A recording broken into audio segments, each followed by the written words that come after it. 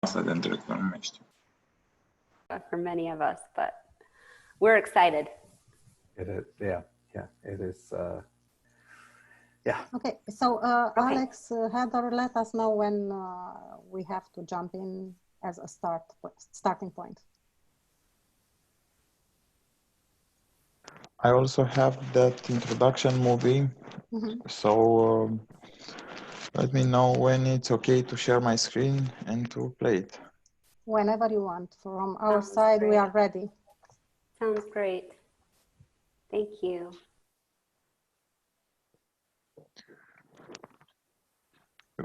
You can see my screen share? Yes.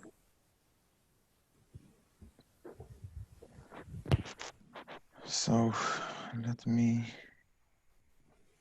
take it. Now we are live also on Facebook. And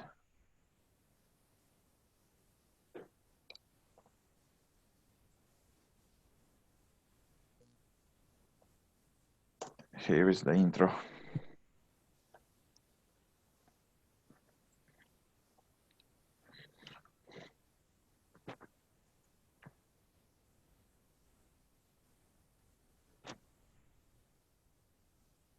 Are you able to share your sound?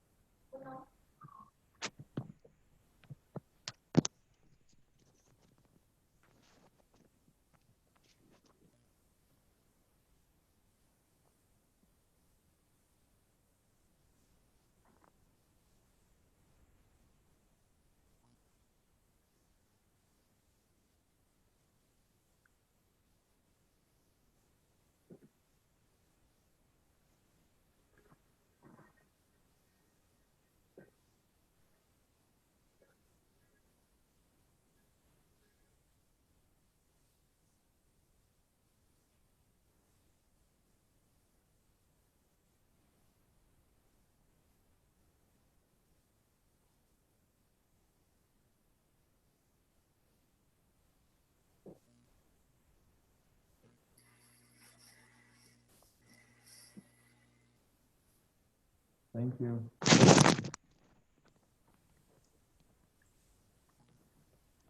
Okay, so can we start? I'm ready. Yeah, we're ready. Okay. Hi, everybody from Zoom and from Facebook and from wherever you are looking to us. I am happy to have here today with us Mr. Stan Jirman, who is, for let's say, some month ago, my colleague, and I'm happy to say that. When I moved to Cluj and joined the company where we are working together, I had the pleasure in December to have Stan visiting Cluj and presenting to us a result of his passion, the photography. And it was very interesting for me to find out not only about his passion, about the way he is following this passion, and how he make researches, and he looks for interesting topics to photograph. But he was part of a very interesting project with NASA and some operations of space shuttle launching, where he will about which he will say more in his presentation.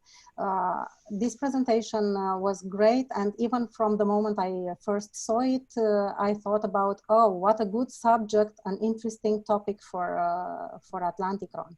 And I'm happy that today this becomes reality, and even though we are not on the little island on the Danube, Stan can share with us his experience, his interesting project, and the results of it. Stan, welcome, and welcome to Atlantykron. Thank you for having me. It's a great pleasure to be talking about this passion, as you said. It was a passion of mine since I was a little kid, and having had the opportunity to witness so many shuttle launches and also the ground operations was a privilege. And my talk kind of explains how I got to do it, and specifically what you need to do to get a successful movie out of it in terms of preparation. So I don't know how 100% it fits into your conference, but you know, we'll see. I think just to say a few more words, it fits because first of all, what you photographed is interesting and fits very well in the program. And on the other hand, this is a conference for raising interest and awareness on research, and what you did is a real research project, and I'm happy to show us that you can show us. Thank you. Good.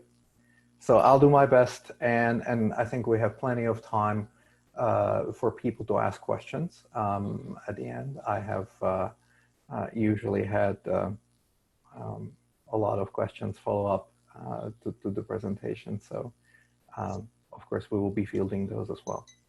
So let me know when you want me to start. I will just share my desktop, and there's a bunch of pictures.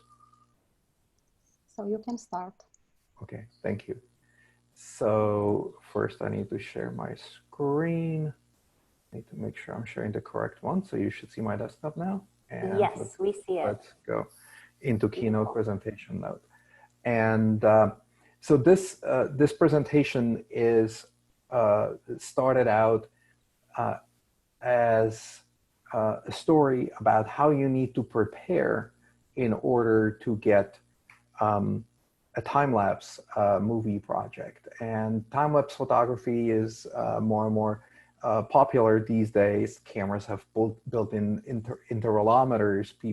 Cameras have built-in a bunch of other features for time-lapse photography. This was all done a decade ago before this existed. And so let me start in the beginning. What are we going to be discussing is how to prepare for a photo project like that that has no precedent. There was no other time-lapse movie by NASA or by anybody else that we could look at and say, oh yeah, that's what I want to photograph or film. We can't reshoot it if we mess up. Normally in movies, you can have multiple takes. Like some directors like Stanley Kubrick are famous for 10, 20, 50 takes of the same scene. We can't just ask NASA, hey, can you roll the shuttle back because I messed up my take? And also there's highly restricted access, right? You can't just show up and say, I want to take pictures. So how did we deal with that? How do you storyboard such a large project? And also the math behind it, because you have to have the right equipment for what you want to photograph without necessarily having access to the site beforehand to go visit. It's like measure it or whatever. You can't do that. But first, I want to show you a movie that we made. It has been shown at a number of outlets of the 135 launch. I will narrate it. There is no sound. But this is the VAB to your left at the preparation for the 135, the very last space shuttle rollout. This is Space Shuttle Atlantis being pushed out of the orbiter processing facility. You see a bunch of people. I'm down at the bottom talking with the other photographers. And so you see there's fisheye cameras and all that. Then the space shuttle gets pushed out and is being towed towards the VAB, the Vehicle Assembly Building, that big iconic cubicle building that we have in Florida that is now being shared between NASA and SpaceX for their rockets. They put a sling around the shuttle where they lift it off the transporter and flip it into vertical position. And then they have to remove that sling, rotate the shuttle so that it fits as it's being lifted up. It needs to go through a slot that you see here between the main aisle and be mated to the stack and to the main booster, to the main fuel tank and the two solid rocket boosters on the side. And so here you see the shuttle being lowered. This in real time, in reality, was like 2 hours long because as they move the shuttle, it sways and then they have to stop so that the swaying stops because otherwise it will collide with the tank. And then a while later, like a week later, they roll it to the pad. This is what it looks like from the parking lot. And this was the last rollout, so a lot of people were invited. All of the people who work on the space shuttle were watching it there. Here we see the shuttle being rolled to the pad. And pad 39A then gets lowered, and all of the service structures and support arms are attached. And so that's how the shuttle gets to the pad. And this is the end of the movie. And so I wanted to show you in the beginning, we made this movie, as I said, it's been shown at numerous news outlets by now. There were mainly 3 people involved in this. We'll introduce them later. So this is the end result. But now, how do you get there? So part 1, you have to have a plan. And I will probably put you to sleep in this, but it's a very, very important aspect. And you have to have a really good plan. So introduction is working with NASA is not easy. Everything has to be pre-approved. Every camera angle needs to be pre-approved. Safety precautions need to be taken. You're dealing with access restrictions. Why is this relevant to somebody else who might be working on a non-space shuttle project? Well, you need permits of some sort usually to shoot. You might need insurance if you damage something. You might deal with traffic regulations. So this is relevant to other projects as well. Now, what was the first project? I wanted to take a long streak exposure of STS-122 launch from the VIP site. My friend Dex was the space shuttle pilot on this flight, and he wanted me to take a unique photo. The problem with that was it's a midday launch, and there was no known precedent photograph to copy or borrow from, because even with a lot of research, I could not find anything like that. You see a lot of night photos of streak exposures, but you don't see any of those during the day. So what were the challenges? The first challenge is how long can we shoot? How long can the exposure be? Again, remember, we're shooting in midday. And where's the shuttle going to be in the picture, right? You don't want it to leave the picture. You don't want it to be just tiny. So where's the shuttle going to be during this exposure? And then once you have answered 1 and 2, you need to choose your equipment. The exposure time is important because you need to balance ambient exposure, midday sun and all that. They don't launch during rainstorms. They launch only during good weather. And then you have the big bright light of the solid rocket boosters that are much brighter than the ambient light. And so how do we balance this? I'll give you an example for those of you who are not photographers. This is a photo when I was a lot younger that does not have really good balance of light. The flash exposure of the front, from front, is much stronger than the ambient light in the back. And you don't want to end up with a photo like this. This photo was taken about 20 years ago with a Canon G1, so long time ago. This is a picture of a better color exposure balance photo. I'm using flash to fill in for the shadows, but you have good balance between the flash that's much brighter and the background that is sunny and shady, and the cat is black and the dog is white, and my daughter's, well, still very young. That's a long time ago. So we need to come up with an exposure time. We need to filter the daylight so that you can have a long exposure for the streak. Today, that's very easy to solve. You buy off the shelf for $500 or something like that, a very good 10, 11, 12 stop ND filter. But back in the days, again, this is in 2007, this technology did not really exist. And so we needed to stack filters. But the problem is, if you start stacking filters, again, the field of view gets narrower and narrower because the filters are in the way of light coming in.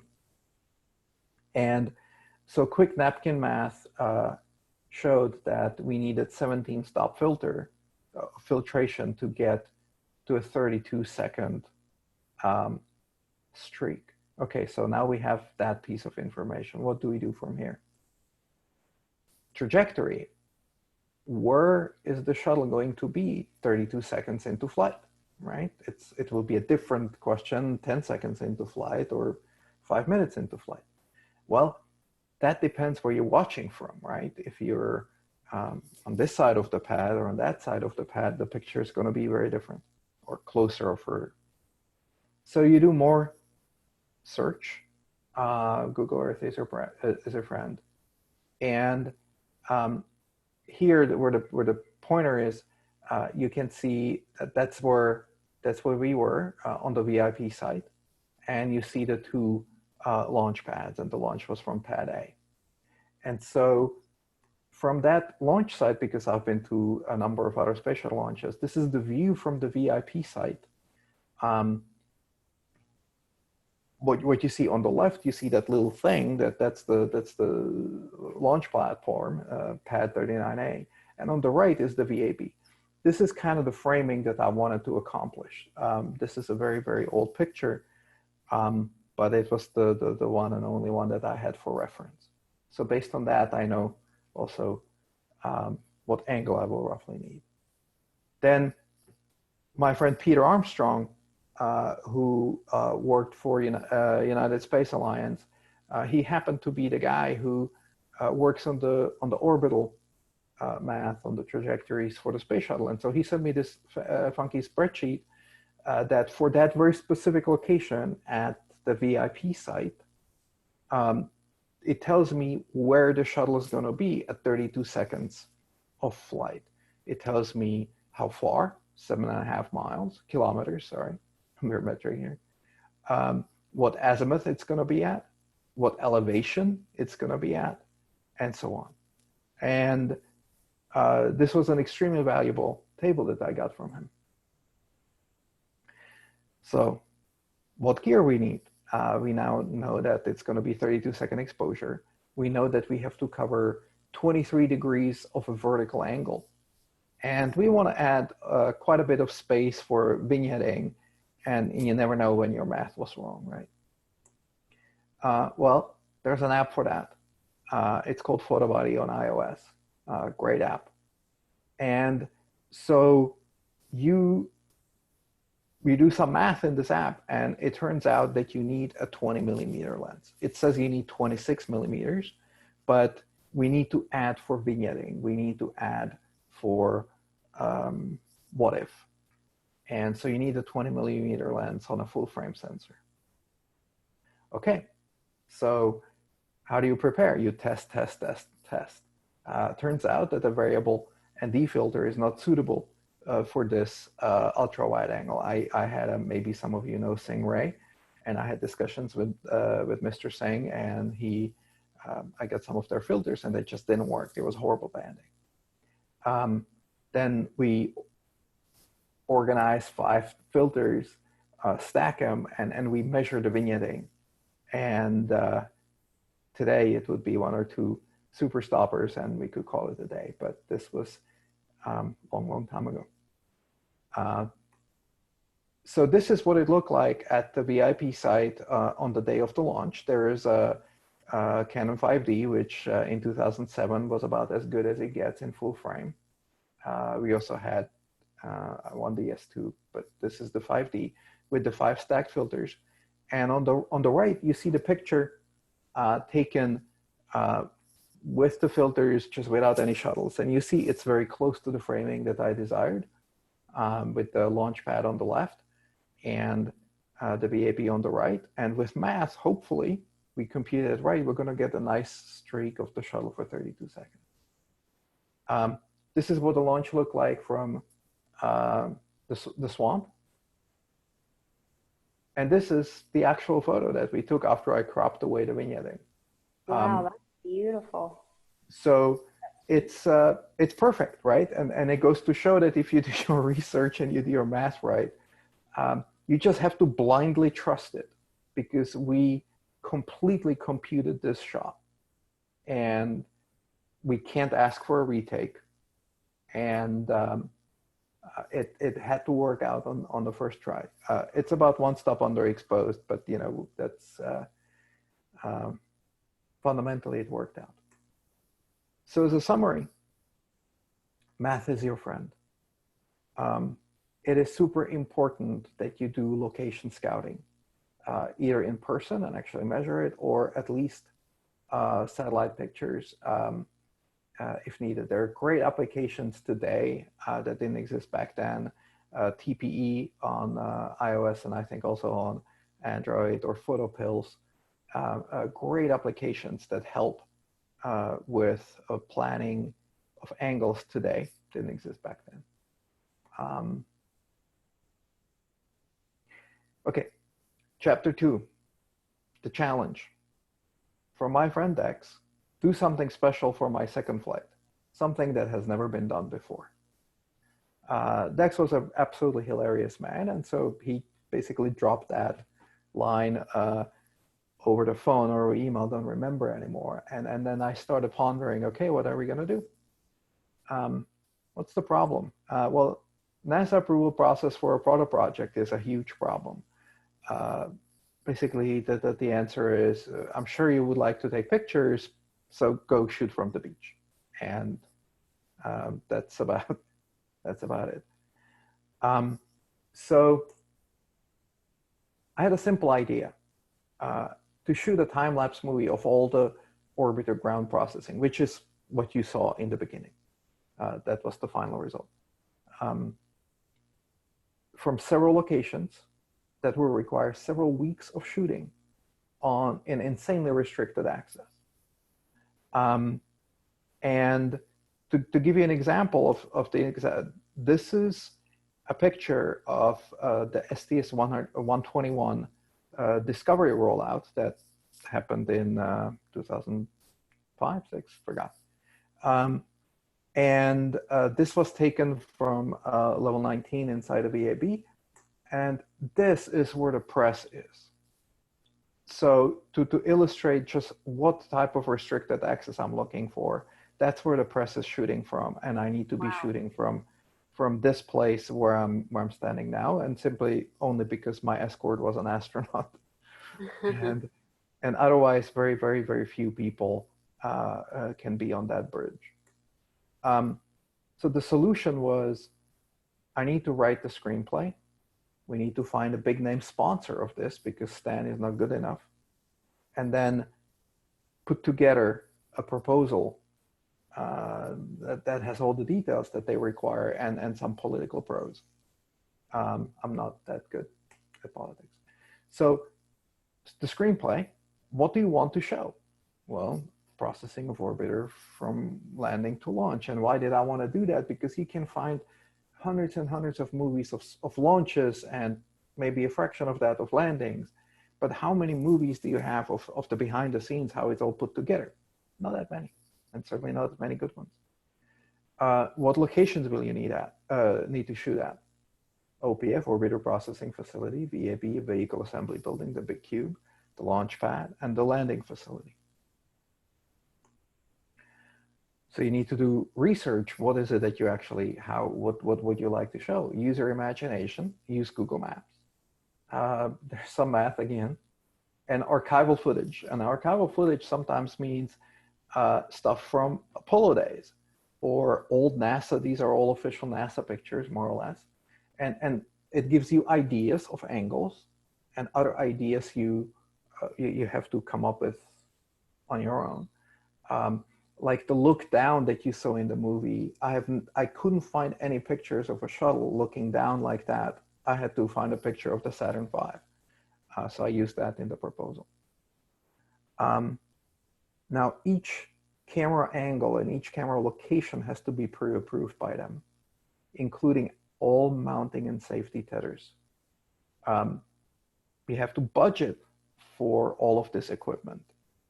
And once the equipment is attached and the timer's running, you really don't have much chance to move it around afterwards.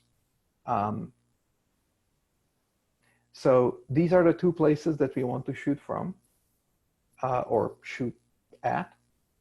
You have the OPF, the little building where the shuttle is actually being processed and refurbished, and they replace the engines and do things to it to make it ready for the next flight.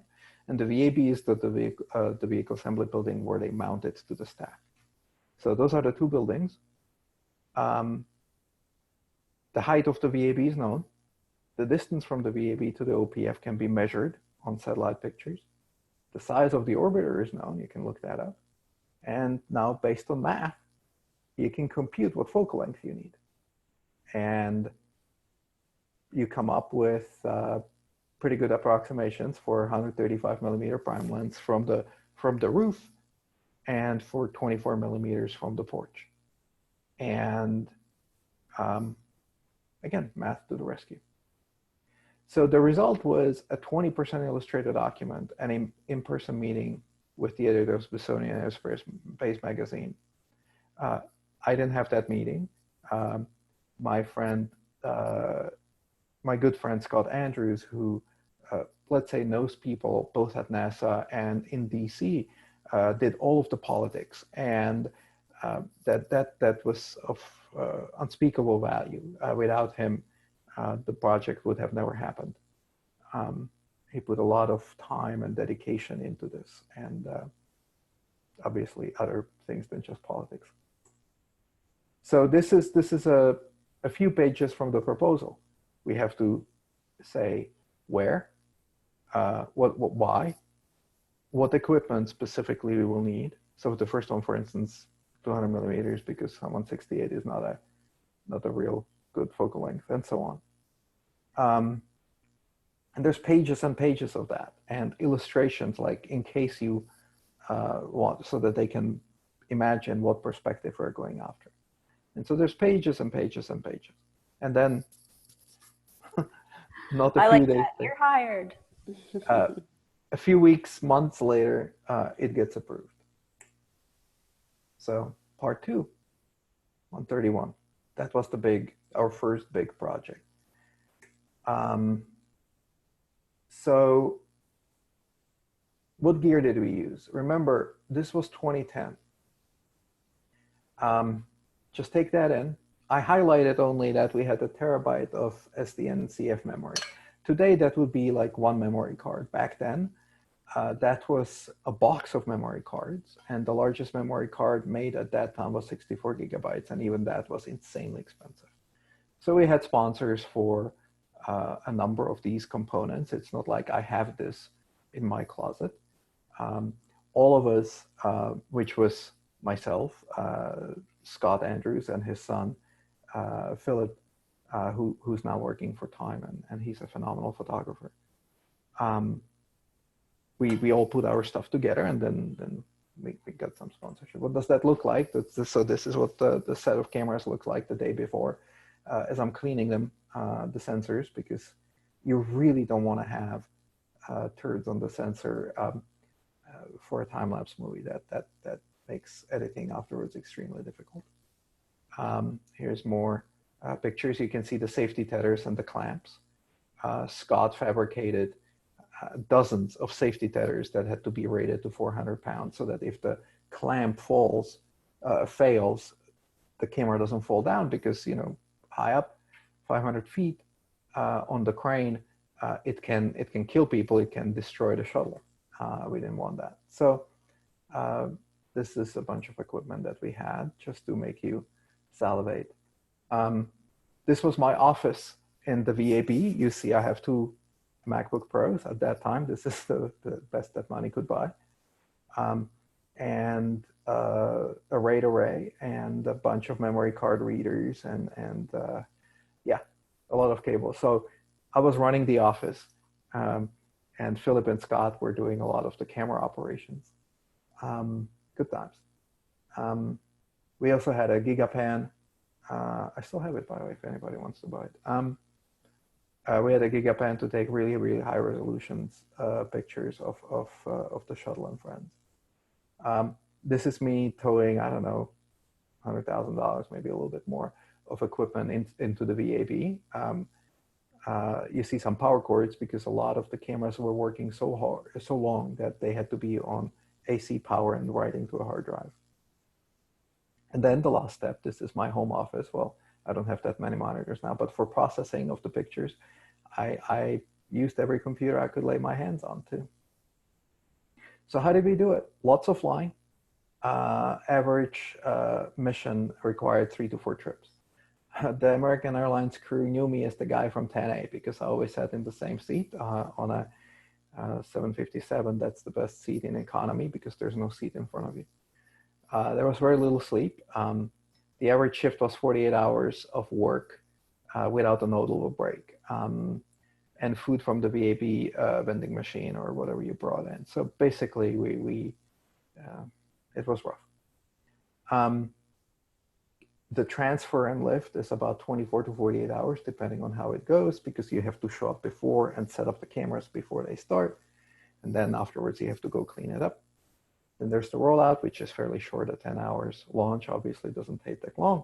And then the landing and tow back that we did as well.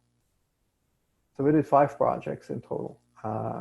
31 Discovery, all the phases. 133 Discovery, all the phases for Smithsonian. We used the footage for other people, but those were the sponsors. And 135 Atlantis, all the phases. And then we did the ferry flight to Washington of Discovery. Discovery is currently at the Air and Space Museum, Smithsonian Museum in DC. And the Endeavour ferry flight to Los Angeles. So these were the projects. First, the transfer, moving the orbiter from the OPF to the VAB requires cameras in the OPF, the VAB roof, on cranes everywhere. And once you start the cameras, once you touch the cameras, you're not allowed to go back for safety reasons, because, you know, there's always risk you could bump them. So again, Screenplay, and then we had to mount all the cameras. So this is me mounting a fisheye lens on the front of the carrier. You saw it in the movie, like looking, you see the nose on top. This is one of our rainproofed cameras up on the roof of the VAB, looking down at the OPF. That's the little square down there. Here's another fisheye looking down at the tail of Discovery at the end of the OPF. This is a very classic angle of the OPF with the shuttle on the transporter. Here is a shot at the door as Discovery is being pushed out. And this is one of the automated cameras from the roof of the VAB, the 135 millimeter. These pictures are cropped to 16 by 9. Now we're getting inside the VAB. It's getting towed. At this point, you see it's noon, so it's like 5 hours later, 7 hours later. One of the perks of doing this project is you get to meet a few astronauts. That's my friend Dex on my left, picture right. And then we have to lift, which means moving the orbiter from a horizontal transporter to the vertical, which can take anything between 12 to 24 hours, depending on how much swaying there is. Requires cameras on all the VAB cranes, the bridge, and so on. There's limited access to the cameras above ground, and there's no access to the cameras on the mobile launch platform until days after, and we discovered that the hard way. I have a picture on that topic later. So again, this is the screenplay. It looks pretty boring.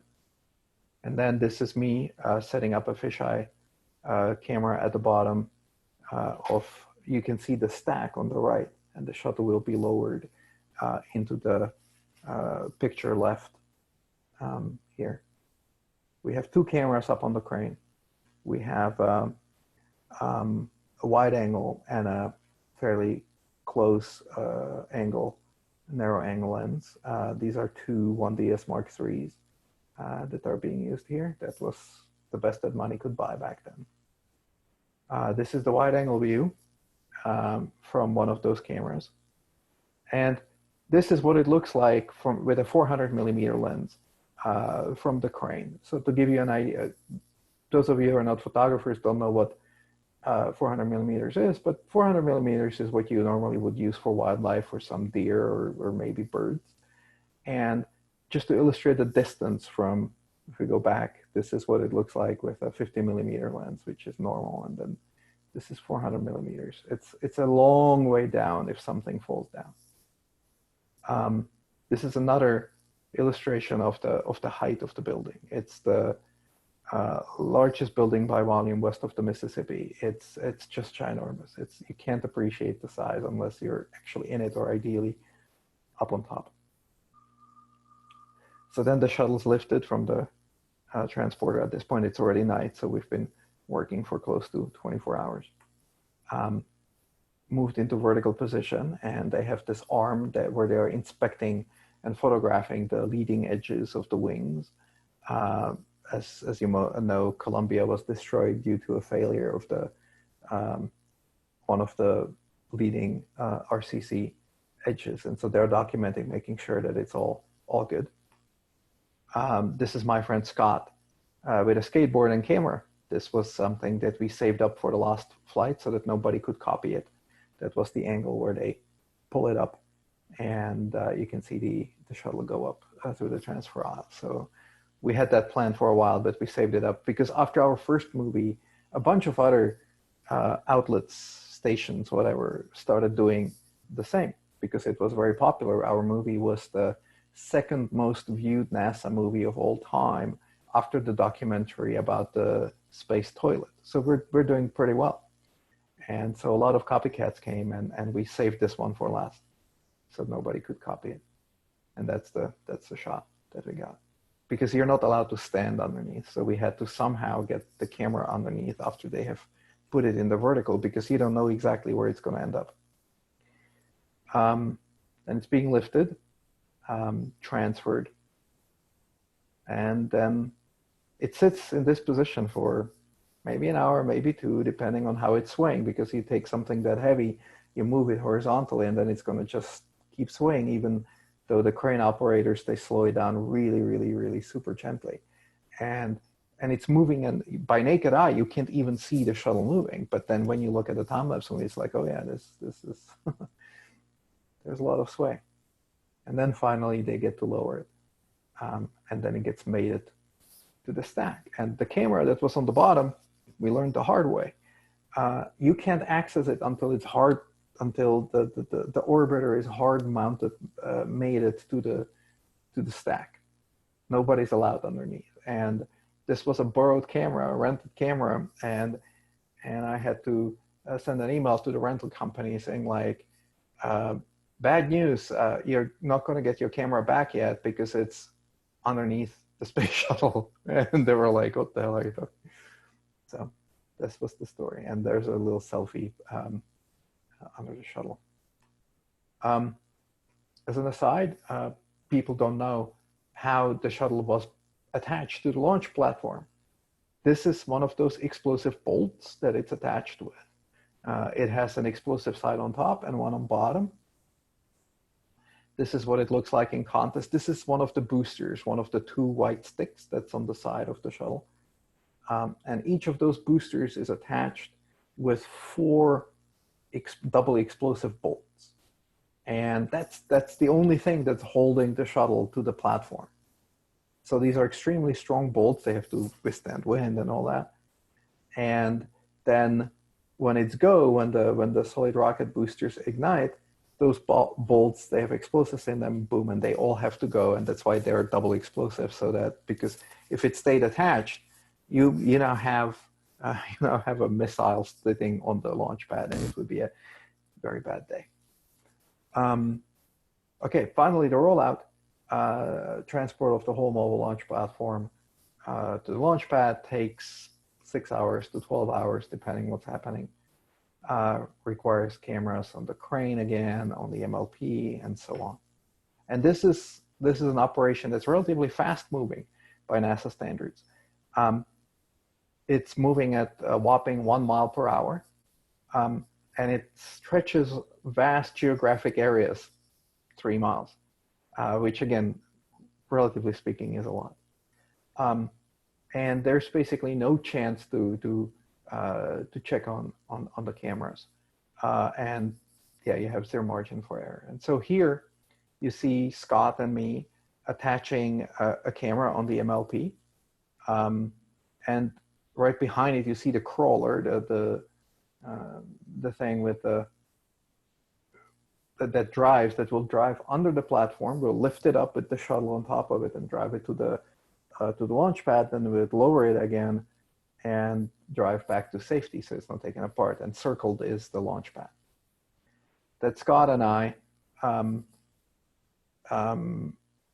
setting the timer on the camera, because we know that the rollout is expected. We don't have physical access to the camera when things are happening. So we know that rollout is scheduled for midnight.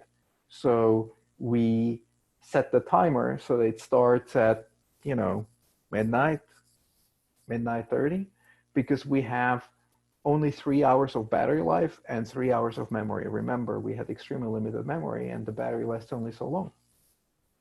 So we have 3 hours. So we start a timer. So it starts at, say, midnight 30, because in this particular angle, the shuttle needs to drive into the angle. And then we just keep shooting.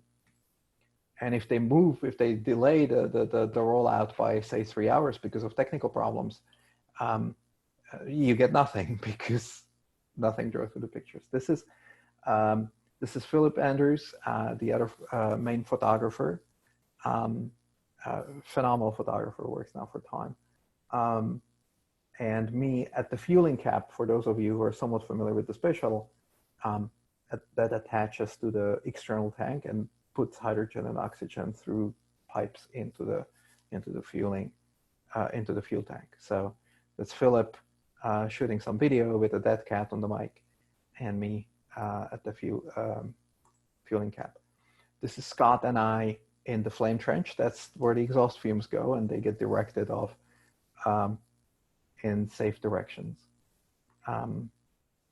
Scott putting up the camera on the MLP, and this is a camera on where the shuttle is going to arrive at on the launch platform. This is me, the last selfie with the space shuttle before the final rollout of the space shuttle era. And This is Discovery 131 or 133. I don't know which picture this is from. These are the people on the bridge. I told you that access to the bridge was extremely restricted. So these are the people who were allowed. Everybody else was on the ground. Very, very, you have to be working for a recognized news outlet or the Smithsonian, in our case, to be allowed there. This is a photo from the cabin of the crawler with the last mission, 135. You see the 4 astronauts that were the crew members of the very last flight. They are in the driver's cabin, and the guy in red, he drives the shuttle to the pad. This is the angle from the roof of the VAB shooting down. This was a slightly tighter one. This is about 400 millimeters.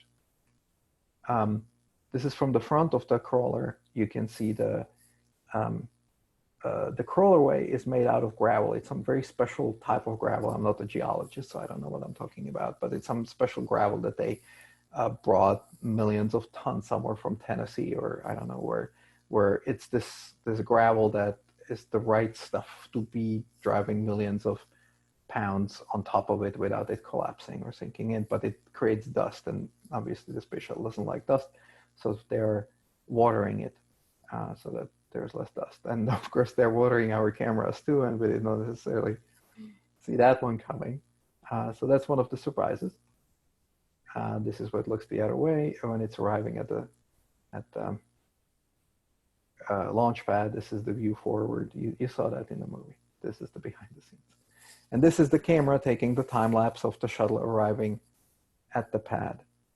It took us 3 attempts, 3 different rollouts to actually get it perfectly framed and exposed framing, because you're arranging the camera without the shuttle being there, and you're just basing it based off of photographs that you've taken other times.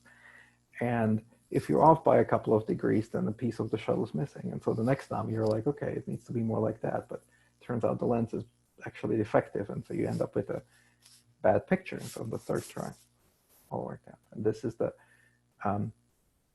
sunrise on the day of the rollout of STS-131. This is the sunrise at 1:33, I believe. This is the view back from the launch pad to the VAB, and the launch to the landing facility. You can maybe see the tiny little straight line. That's the landing strip where the space shuttle was land. And this is the view from inside the flame trench once the shuttle's sitting on top of you. So this is where all the exhaust goes. And of course the cameras get wet because they, unlike in California here, they have weather in Florida, and so suddenly you have a thunderstorm and everything gets wet, so everything has to be weatherproofed so that the cameras don't get destroyed. We didn't destroy that many cameras. This is me now dismantling the camera that was at the receiving end of the shuttle. See, precision is important, that you don't make a hole into the tank. It would be a bad day. And it gets cold in Florida in January, so this is my avatar. If you are on social media, this is my avatar with the propeller hat, because I'm a nerd.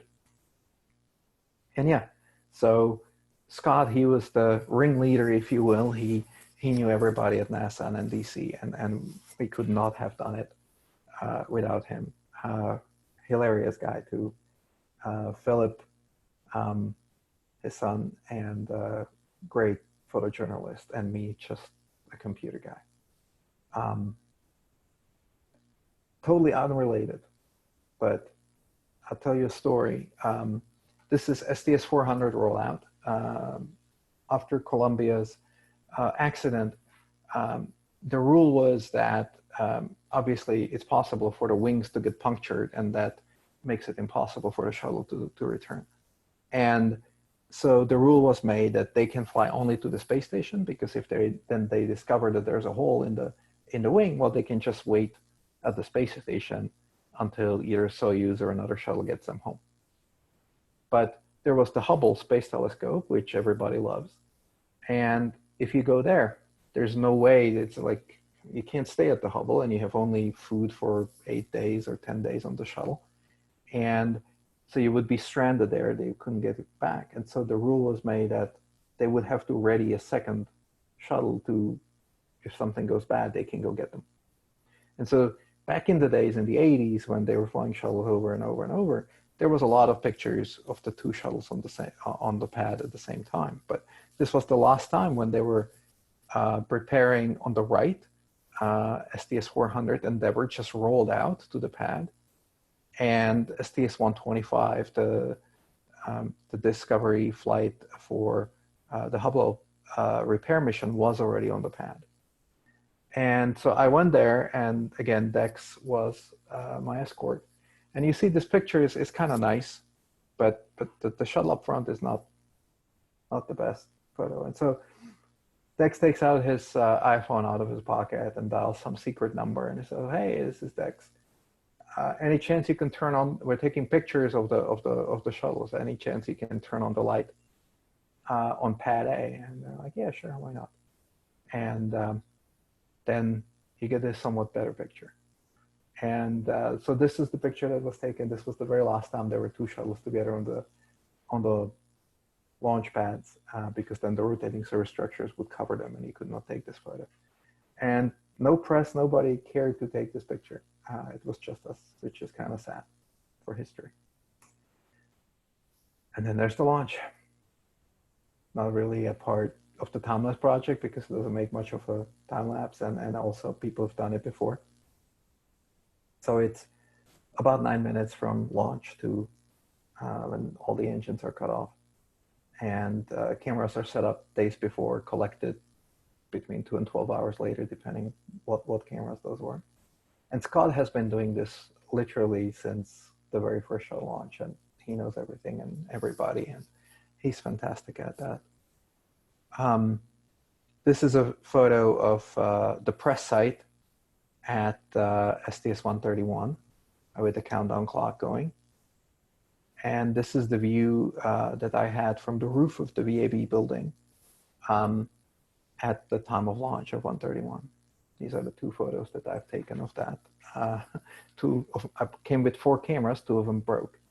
One broke just before we went up in the elevator, and one broke 6 frames in. So I was slightly disappointed. But those 2 pictures are still pretty good. And little story about that. I've never been on the roof of the VAB for launch before because only a dozen people are allowed there. And it helps if your friend is the commander of this mission. And so I'm on the roof, and it's shaking. It's launching, and the whole, because the building is hollow. It's basically a hollow shell just to protect it from rain and weather. And now it's shaking, and I'm from California. And you know, when the ground is shaking, which happens, I'm like, crap, earthquake, I need to go hide somewhere. And now the building is shaking because of all the shock waves. I'm like, oh wait, that's the wrong coast. That's just because the building is hollow. And because all my cameras have failed at that point, I had nothing to do, and I just enjoyed the beautiful view. And this is a 9-minute long exposure that I've taken with a very wide angle lens. And you can see it was a perfect twilight launch. At the moment that they launched, it was still dark, but at the time that the engines were cut off, and you can see how far that was, it was already daybreak, and it was absolutely gorgeous. And there was one tiny cloud in the sky, and they flew through that. So that cloud is not artificial. That is, they flew through that, and it was just picture perfect. It was a religious moment. I had an automated camera in the VAB parking lot, and this is what happens when math goes wrong. As you see, I chopped off the trail, but you can't win them all. Then you get back to the press site, and this is what it looks like. All the smoke, the wind has blown throughout. 36 you see on the countdown clock, 36 minutes in, we were back at the press site, and people were uploading their pictures and all that. I was just having a good time. This is also from the VAB roof, STS-134. Which was heavily overcast. And so you knew there was a cloud cover, and so you will see just a few seconds. And I asked the guys who've been doing this forever, I'm like, how long in exposure do I need? And they told me, I forgot the exact number, 10 seconds, or this is more, this is like 20, 30 seconds. and it takes 6 or 7 seconds for the shuttle to clear the launch tower. And then it starts accelerating very, very, very, very rapidly. So 20 seconds, let's say. And so I'm like, okay, I need to dial in exposure for 20 seconds, put the usual density filter on it. And you see it's not going straight. It's steering. These are the actual photographers, not just wannabes like me. These are local Florida photographers or wire photographers. And that was the very last shuttle launch, STS-135 launch. And then, yeah, as I said, back to the office to work on the product, to work on the time lapse, to work on everything. None of this could have been possible without my dear friend Dex, who was a hilarious man, and very, very smart and caring. And he pushed us to really do the best that we could. And so I have one more movie that I would like to show you. I think we still have time, right, Adina? It's a movie that's, you have to forgive me, I have to play it from the browser. We did work for Time magazine, and I would invite you to read the document. It's 90% technically accurate. And it was a huge project. A bunch of us worked on it, but as always, Philip and Scott were doing most of the preparation work. And so I want to show you that movie. So you should go read this article. They have a bunch of other good space articles. So again, I don't have sound sharing, and now this takes a while. There we go. I will make it big. You should see now the whole thing. I will narrate it again. If you go to the website, you have a professional narrator who does this, but this is Endeavour being pushed out of the VAB. There's a little tractor, gets backed out, and it gets towed to the mate-demate facility that was built for the space shuttle program to be able to lift and lower the shuttle. This is here. You have a view of that. You attach that sling and gets lifted. This shot is taken from the cockpit of the 747 that then goes underneath, and they make sure all the mount points are in the right place, and then the shuttle gets attached to the shuttle carrier aircraft and gets backed out. We park it for a few nights, and actually there was a major storm, so they had to pull it back in for protection and back out. And then on the day of flight, there's the Pathfinder plane that flies directly in front of the 747 to check out weather, turbulences, etc. And then they fly it to LA. Scott and we took a commercial flight immediately after to LA. And our 3 other photographers, they drove around the clock for 20, 30 hours, something like that, from Florida to LA to make it there in time. Here they have temporary cranes to lower the orbiter onto a transporter, which is then going to be used to move the shuttle to the museum where it's going to be. And this was a much longer process than it should have been.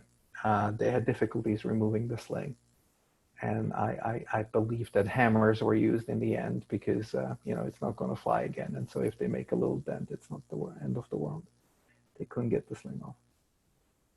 Sling is finally off, and it gets parked in the hangar that was provided courtesy United. And it sat there for about a month because the museum was not ready. And then once it's ready, we were transporting it out. And you see how the suspension on the transport is working. And you can see the bumps, and the shuttle itself is going perfectly level. And the suspension is absorbing everything. So this tow took about 3 times as long as it was planned.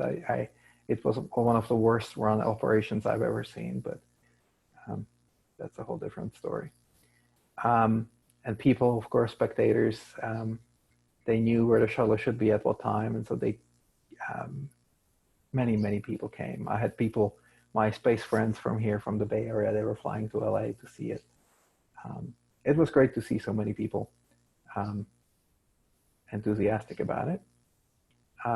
They had to change the configuration of the transporter for different types of roads. You have sometimes the divided road with the wheels spread out, and sometimes you have the wheels together, depending on the road size and configuration.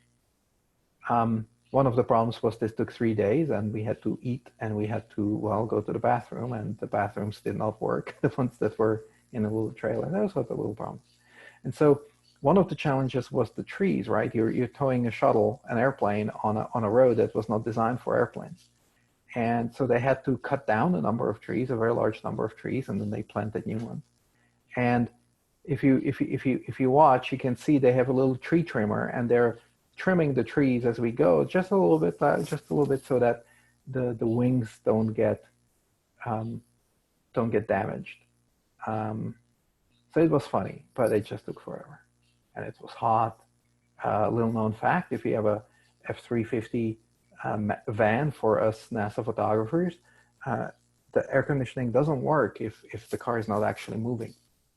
We idled the engine basically for 2-3 days. We idled through 80 gallons of gas, I believe, and no air conditioning. So at the end, we hated each other because it was 3 days with 5 other guys and 1 gal in the same van that was hot. Anyway, there you see the Hollywood sign with the shuttle being moved, and just the droves of people, and everybody was extremely well behaved. They had a lot of police, and no police was really needed. It was extremely. Everybody was very respectful and very helpful to get this, and to see how they're zigzagging between trees so that they don't hit anything. It was a challenging trip. And then finally, it's in the museum. This is a temporary museum. They will have it in a permanent one, but this is a temporary display. And yeah, if you want to see a space shuttle, you can go to either Florida. There's Atlantis in a really, really spectacular display. There is Discovery in DC, and there is Endeavor in LA. And the display in Florida is truly spectacular. So this was the movie, and I will go back to keynote, which is really just the ending. Here, this is myself, Philip, Dex, and Scott, one of the last pictures that we have together, well, the last picture that we have all together, at the Discovery DMATE in DC, where all the crew of Discovery were there to be there for that. So this is at the Dulles Airport. So thank you all, and I would be happy to answer any questions that you might have. Bravo. First, let me say, Stan, that was amazing to see. And I know that we have some questions here and a little bit in the chat room as well. But okay. What a production, and what a time. You know, you probably go through moments with no air conditioning, and the bathroom doesn't work, and the food's terrible and stuff. But going through it together must have just brought you guys, you know, at the end of the project when it was all complete, just you know, something, a journey you went on with, you know, just together and everything.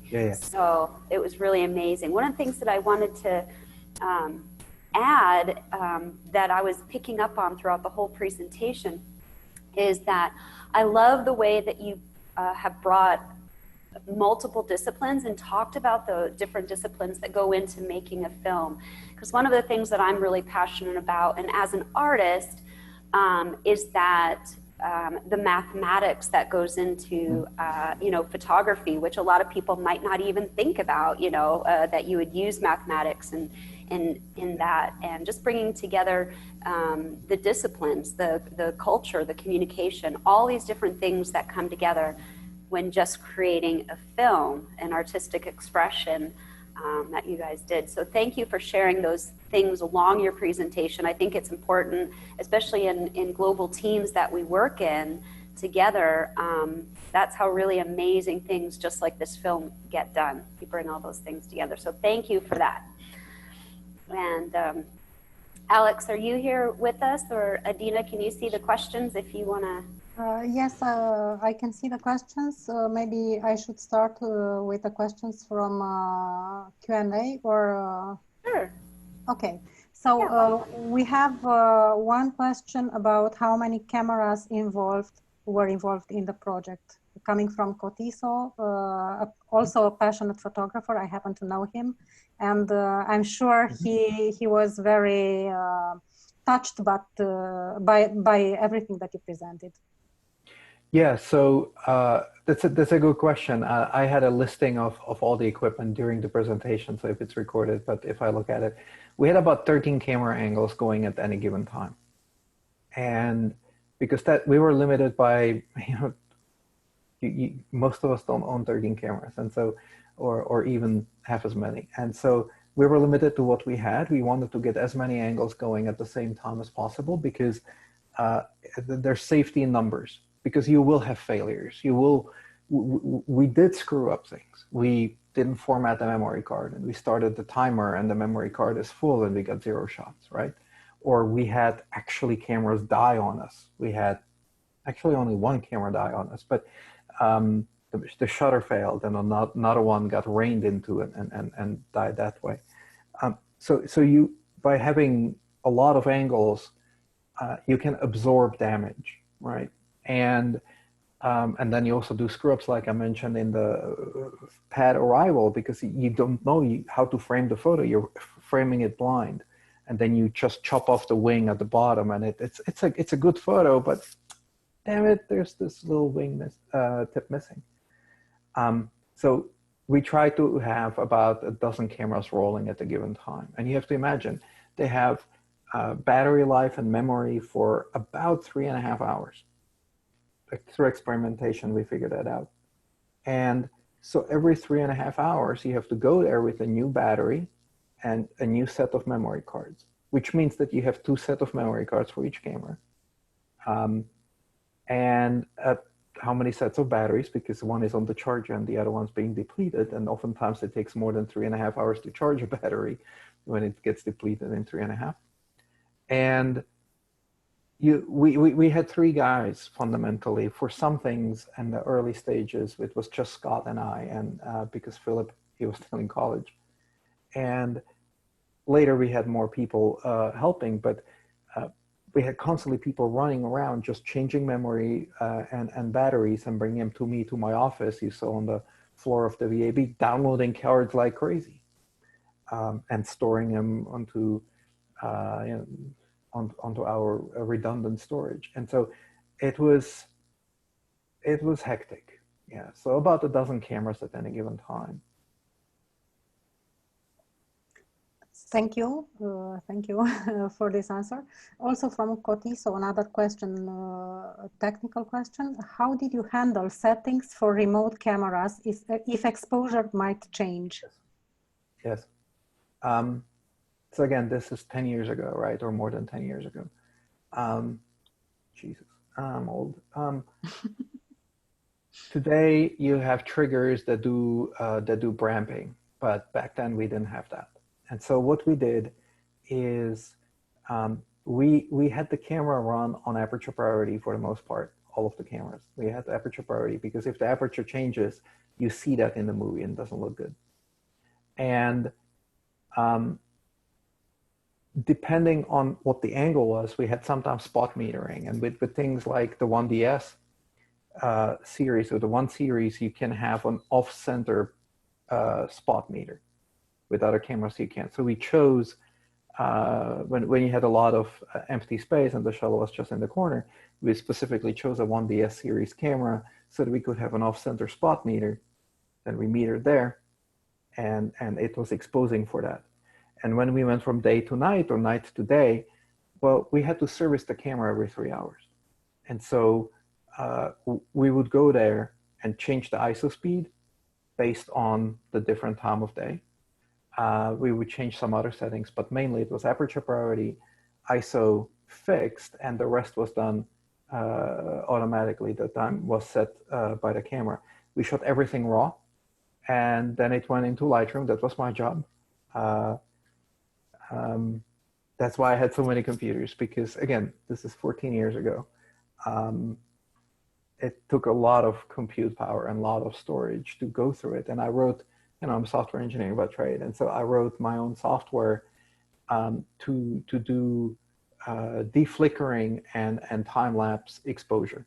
Today, there's commercial softwares. It's called LR Time-Lapse. In my opinion, probably the best one. But it didn't exist then. And so I wrote the deflicker that looks at a sequence of photos, right? We have a photo every 3 seconds, and sometimes there's an outlier. And so it reduces the exposure for that, or, it smooths it out. And so, and then Lightroom exports it. And then in Final Cut, we put the movie together. I still use my own time-lapse assembly software because the way Lightroom does it or many other applications do it are just either slow or stupid. And so it's helpful when you know how to write your own software. Yeah. Thank you for that. Heather, do you want to address your questions from the chat, please? Oh, sure. Seeing a couple pop up in there. So one of my questions is, how long did it take you to learn and understand everything about filters and settings and light and all this? Did you go to school? Because I know you talked about software engineering. So did you also go to film school and photography school? No, Well, no, but when I was 13, which, is a long time ago and different century, I was, let's say, not happy with the way my dad was doing family photos, which, back then were few and far between. And I just took the camera in my own hands, and I still have that camera. And I just started taking photos. And then in high school, I took, photography class, darkroom work. In college, I took photography as a minor, mainly to get access to the darkroom. I was doing my own color printing and so on. And you learn a lot by trial and error, and you especially learn a lot if it's very expensive, and because film is expensive and there's no instant gratification, right? You take a photo and then the next day, if it's color, maybe later gets processed, and hopefully you have written down the settings and you have written down what you observed and what you thought, and then you compare it with the result, and you learn the hard way. Today, kids have it much easier with digital. There's instant gratification and huge latitude and all that. So fundamentally, no, I didn't go to school. I learned it the hard way, just over decades of doing. And same with Philip and Scott. Philip, young guy, but incredibly talented, and he had great imagination for what we could do, like what angles and so on, because he has that gift. And Scott, he has decades of experience shooting special launches, DC politics and whatnot. I mean, that's been his livelihood for decades and decades, and you just learn, and then we share it together and we discuss it. How would you do this angle? How would you do that? Still screw up sometimes, but thank you for that. Yeah, sometimes that life experience is the best education, I think. Yeah, thank you for that. And the other thing that I wanted to ask as we were going through the presentation is, I know you said you've missed shots before because of either, cards or battery or whatever. Do you have one that like sticks out in your mind where it's like you still remember it like it was yesterday, where you go, ah? Because I know in those situations, so you mostly never get those shots again. You know, to be honest, the one that really drove me bonkers was that arrival on the pad, because it's kind of beautiful, and the first one that we did, 131, the light was just beautiful. It was that blue kind of sunrise, and it was just absolutely gorgeous. And then you chop off the tail by a little bit. But the second time I brought a printout to the launch pad when we were setting up the camera, so that I see exactly what needs to be in the frame so that the tail is not chopped off. And it turns out that a fisheye lens, one of the borrowed ones, or whatever, doesn't matter, was damaged, and the picture was just soft. It was like fading out. It was not sharp on one side of the picture.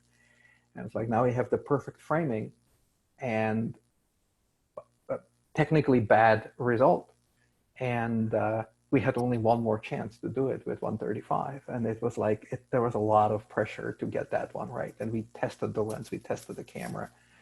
The other thing that stood out was sensor turds. I mean, it's one thing when you have those dark spots on a sensor for a still picture, then you just curse and you edit it out.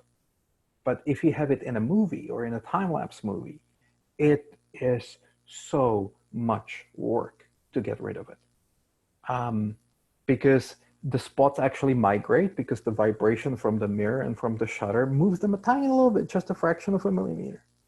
And so you can't just like put the cloning stamp in the same spot and make it, for 1,000 photos now.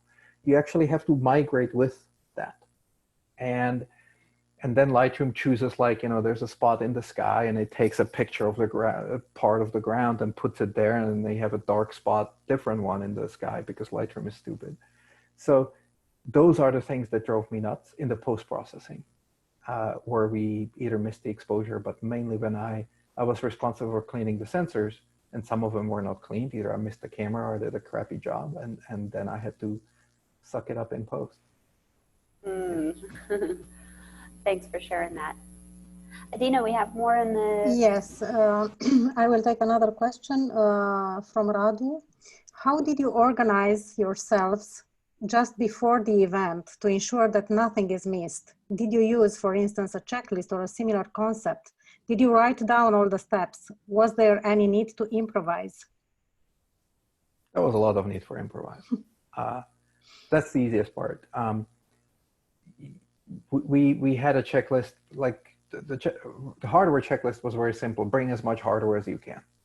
I mean, we were traveling with altogether maybe $250,000 worth of cameras. And then it was like, okay, we really need this angle. And so for that, we really need this camera with that lens. And then we just went down the priority list. And of course we had a checklist, like bring this tilt shift lens, bring this, that, but it was in the end still priority based. And how we made sure that we didn't make stupid mistakes is every camera was set up by 2 people. So it was Scott and I, or Philip and Scott, or they always had 2 people set up the camera. And we had a checklist like, is battery in, is battery charged, is card in, is card formatted? And we were checking each other. And you take 2 seasoned professionals on the launch tower or whatever, and chances of screw up are minimal. Of course, we're not checking whether the camera is damaged. Should have before. You can't check whether you have sensor turds at that point, nor can you do anything about it. The mistakes that happened were afterwards, when one runner goes to change batteries and change memory cards. That was one person, because we were literally running circles around servicing the cameras and bringing the memory cards to my office, the floor. That's when the mistakes happened. So for instance, the timer that we were using, because back then cameras didn't have a built-in timer. You have a timer to fire every 3 seconds. And the timer was also used to delay the initial exposure, because you set up at midnight, or you set up in the afternoon or in the morning, and the rollout is at midnight. And so you put a delay of 5 hours or whatever, and you compute it. You saw that picture of Scott and me looking at the time and computing how many hours, minutes it will take. Well, then the mistake happens. The first runner goes there to replace the memory and the battery and doesn't reset the delay. And you start the timer again. And yeah, in 5 hours, the camera will start taking pictures for 3.5 hours. And you come back 3 hours later to replace the battery and card to find out that you don't really need to replace the battery and card because the camera didn't trigger yet. So that was usually the time when mistakes happened, when one person was doing something, because then you're in a rush, you're tired. Again, you're constantly working, maybe taking 15-minute naps on the concrete floor in the VAB, and you're doing that for 24 to 48 hours without a break, and then you screw up. So these were the mistakes that happened. And then the improvisation happened with in film editing, and Philip did all the film editing. I don't do video, I do only stills. And so my job was to ingest all the stills, do something with them, turn them into gigabytes and gigabytes of 4K sequences, and then I put it on a hard drive and shipped it to Kentucky to Philip. Like, knock yourself out. I'm not doing video. And so the video editing that you saw, that was all his work. He's good. Great, thank you. I have some questions on my own. How many hours of